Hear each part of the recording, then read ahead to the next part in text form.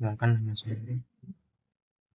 nama saya Christian Bertus Tuang. Jadi sini saya akan menjelaskan mengenai pelatihan saya untuk yang pertama itu adalah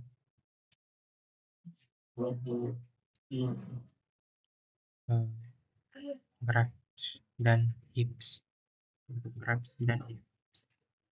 Jadi sini sih tujuannya itu untuk memahami dan menjelaskan grabs dan hips pada masa pemrograman Java. Nah, di aktivitas seperti ini kita sudah pelajari representasi visual dari grabs, yaitu node dan juga edge, dan adjacency matrix dan juga adjacency list dari suatu graph, baik itu graph dan juga heap. Nah,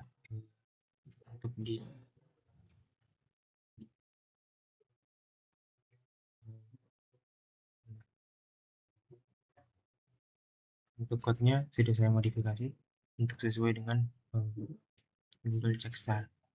Nah, jadi apa itu graph Java? Graph Java adalah struktur data terdiri dari kumpulan node dan edge. Jadi tidak ada node akar tunggal, terus dengan dari awal hubungannya bisa jadi dua arah atau satu arah. Untuk graph yang ada di sini itu graph yang undirected. Nah, lalu untuk cycle ini ada graph of cycle. Nah, untuk mengimplementasikannya saya mengubah untuk hashmap, saya menggunakan hashmap. Untuk hashmap ini ini adalah sebuah string dan juga value-nya adalah list range dari edge. Nah, edge ini adalah kelas di mana disinilah kita mengumpulkan beberapa nilai dari suatu edge, dari suatu string itu vertex gitu. Jadi ini vertex yang ini hubungan dengan vertex yang ada dalam edge ini, berapa weight-nya gitu. Nah, lalu untuk getternya ada get source, get weight dari si edge ini, konstruktornya. Ini ada konstruktornya. Nah, lalu ada string ini, itu string untuk ngeprint, nanti digunakan di dalam print graph. Itu yang ini.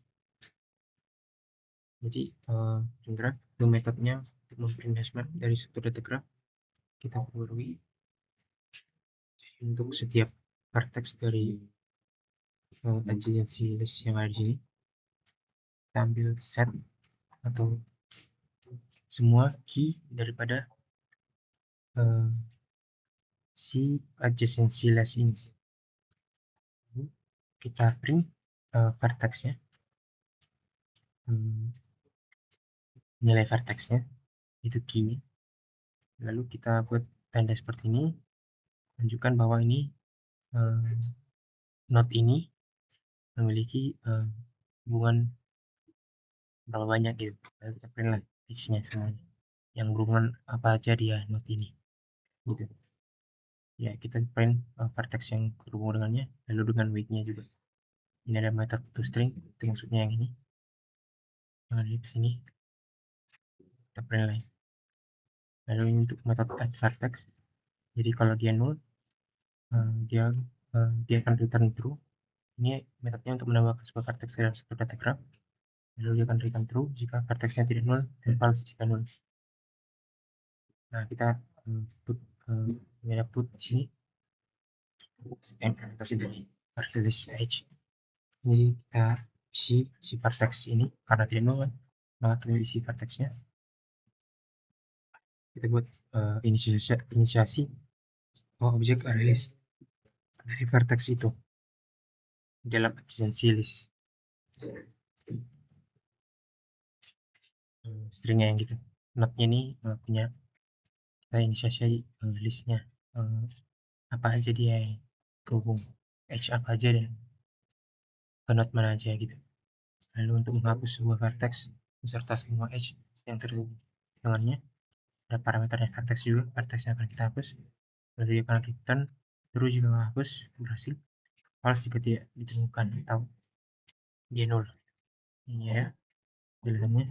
Ini perlu untuk sistemnya kita remove jika vertexnya ini dari si adjacency list ini jika dia sama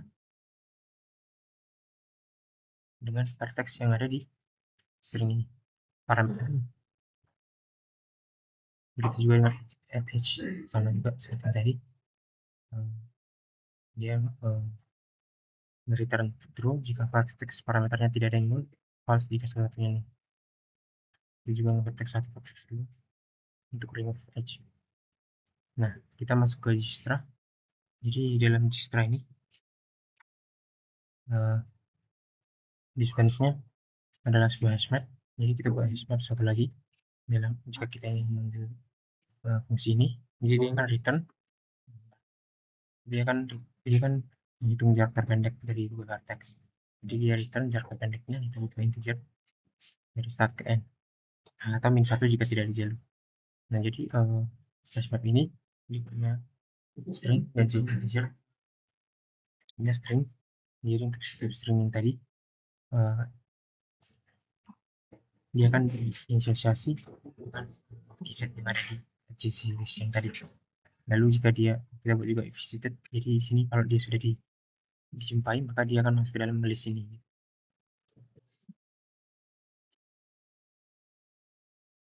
Lalu untuk distance yang pertama, jadi startnya itu jadi 0. Untuk yang di string start vertex pertamanya.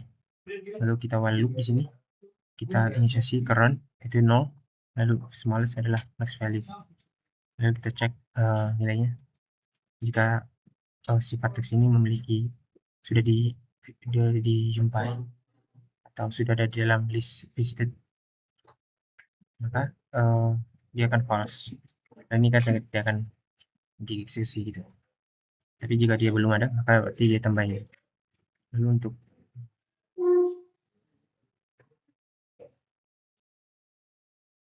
distance kita ambil dari vertex yang pertama, bukan distance-nya kita ambil untuk vertex yang ada di sini.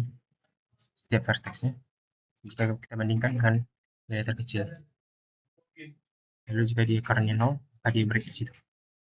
Nah, lanjut jika currentnya itu sudah berakhir atau sama dengan yang di string n yang di sini, jalur yang akhir, maka dia akan dikembalikan. Lalu udah berakhir di situ. Namun jika tidak, maka kita tambahkan ke dalam yang sudah dikunjungi gitu untuk diulang lagi nanti.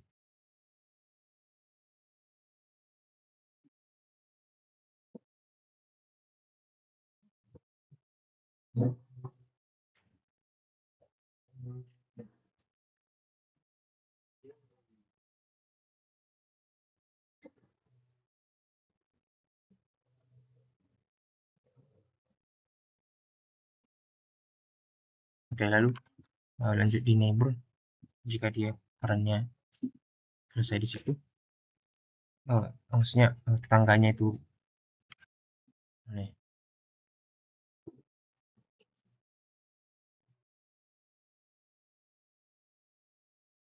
Tangganya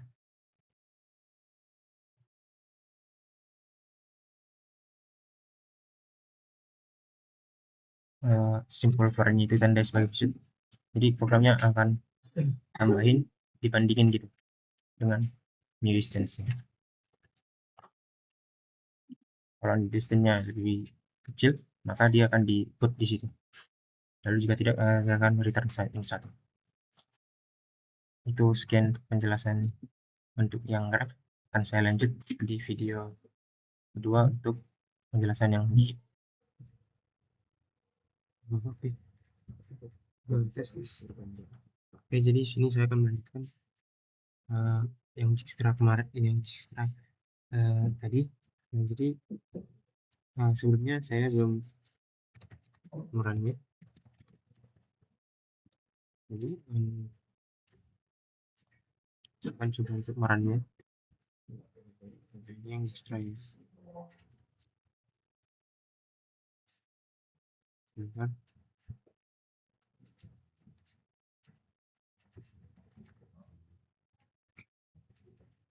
Jadi di sini saya tambahkan 5 vertex, lalu saya hubungkan dengan pola seperti ini, jalan antar vertex jalan antar node-nya atau vertexnya. Nah, di sini A tergantung A gabung dengan B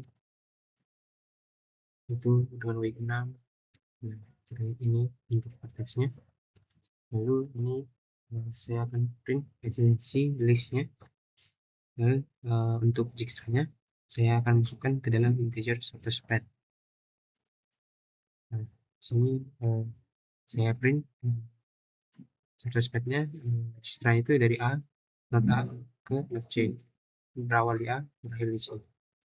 Nah, jadi untuk hasilnya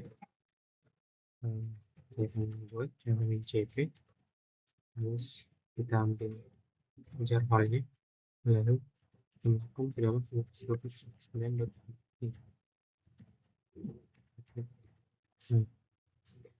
bisa kita lihat sini hasilnya itu A itu D6 D1. Jadi di sini A6 D1 kan. A6 A dengan B terhubung weight-nya 6, terus A dengan D juga terhubung dengan weight-nya 1. Begitu. Nah, ini juga dengan B, C, D, E. Nah, jadi untuk dari jarak dari A ke C dengan jarak terdekat adalah sebesar 7. Nah, kita tidak tahu dari mana, tapi harusnya ini sudah benar. Jadi A ke C adalah 7. Jadi mungkin asumsi saya dia itu menuju ke D, lalu dari D dia menuju ke C.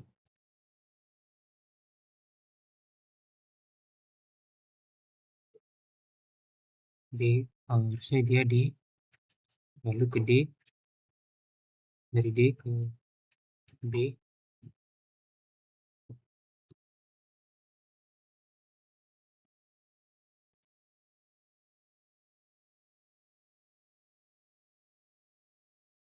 Oh ya, harusnya jadi A itu ke D, terus dari D dia menuju ke E sebesar 1, jadi ada 2, lalu dia ke C besar 5.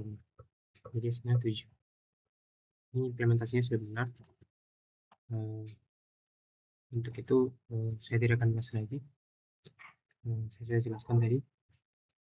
Dan kita akan lanjut ke heap. Jadi untuk yang heap ini yang saya tambahkan yaitu bukan metode ya. Jadi metodenya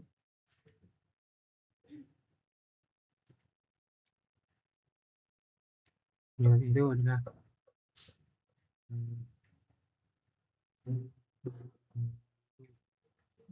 mencari demonstrasi elemen terkecil. Jadi dari array ini kita akan cari elemen terkecilnya. Lalu kita akan cari ekstremnya dari nilai maksimum dari integer ini. Nah, jadi ini kita akan buat lagi.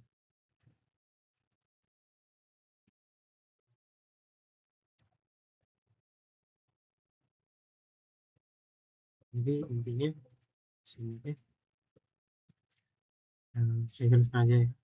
Jadi heap class ini representasi dari max heap atau heap dengan yang max, karena ada juga satu lagi itu max dengan min heap. Nah, jadi kita pakai array list untuk menyimpannya. Lalu untuk mengoperasi dasar seperti insert dan log, kita sertakan fungsi tambahan untuk blok elemen terkecil untuk mempermudah dari mencari elemen terkecil K dan proses screening. Pertama kita buat dulu di kosong pakai release, lalu ini untuk representasi dalam bentuk listnya nanti list integer.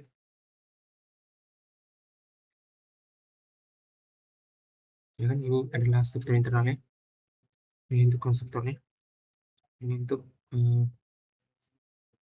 return untuk get heapnya. Lalu ini untuk indeks child kiri sebuah node itu 2 kali indeks plus 1. Dan ini untuk yang kanan 2 kali indeks plus 2. Nah, jadi menambahkan elemen baru dalam heap dan mempertahankan sifat ini heap. Jadi ini untuk insertnya. Jadi kita insert ke dalam heap ke list ini value-nya yang ada di insert ini. Lalu kita kurangi ukurannya. Jadi size-nya kurang 1. Nah, selama ukurannya lebih besar dari 0 dan heap-nya nilai ukurannya itu lebih besar dari parent dari ukurannya yang ini indeks parent, maka kita swap aja. Nah, ini untuk sync down. Jadi untuk menentukan node untuk menjaga sifat dari heap max yang tadi setelah proses penghapusan root. Ini membantu untuk remove ya. Jadi di remove itu kita menghapus yang membalikan elemen maksimum dari heap.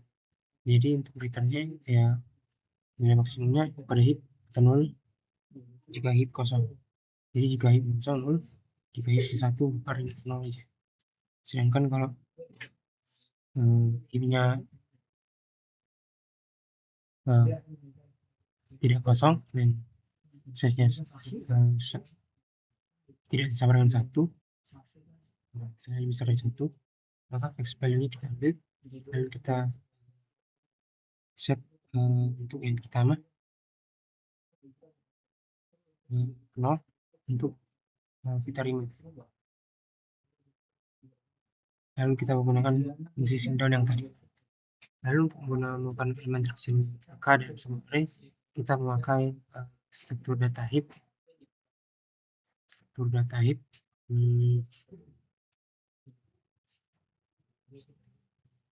Di mana parameternya adalah array input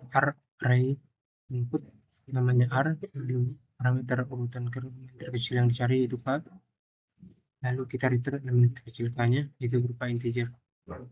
Jadi heap kita namanya heap, lalu kita for loop, kita masukkan semua yang dalam heap ini ke dalam sumber array ini, lalu kita coba kan kita mau mencari nilai terkecil k-nya, maka kita for loop dari panjang array ini kita assign nilai maksimum itu nilai heap yang di awal. Lalu kita cari jika array saat ini lebih kecil daripada yang maksimum, maka kita remove heap-nya.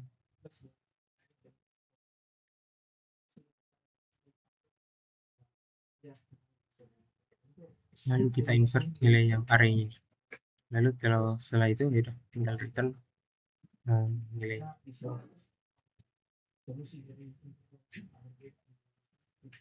Kira-kira begitu. Ini untuk nilai dari array berisi nilai maksimum dari elemen sebelumnya dalam sebuah string. Parameternya itu array input berupa r, lalu dia akan return array hasil string maksimum dari fungsi maxstream ini. Nah, ini ya, jadi dia bikin instansiasi heap dan juga integer array of integer. Nah, di sini dia for loop sepanjang array-nya, lalu kita insert ke dalam heap dari array itu. Lalu result ini kita dari pertama sampai terakhir panjang array-nya kita send dengan heap yang tadi, lalu kita return result. Jadi harusnya hasilnya ya array hasil string maksimum. Bisa kita lihat di sini. Ini operasi dasar maxi. Ini kita insert. Kita tarik 40. Maka struktur setelah tarik jadi ini. Lalu untuk mencari ke yang terkecil, bisa dilihat sini. Mencari elemen terkecil ketiga, ini ada 7. Lalu untuk string, aliran data masuknya ini. Jadi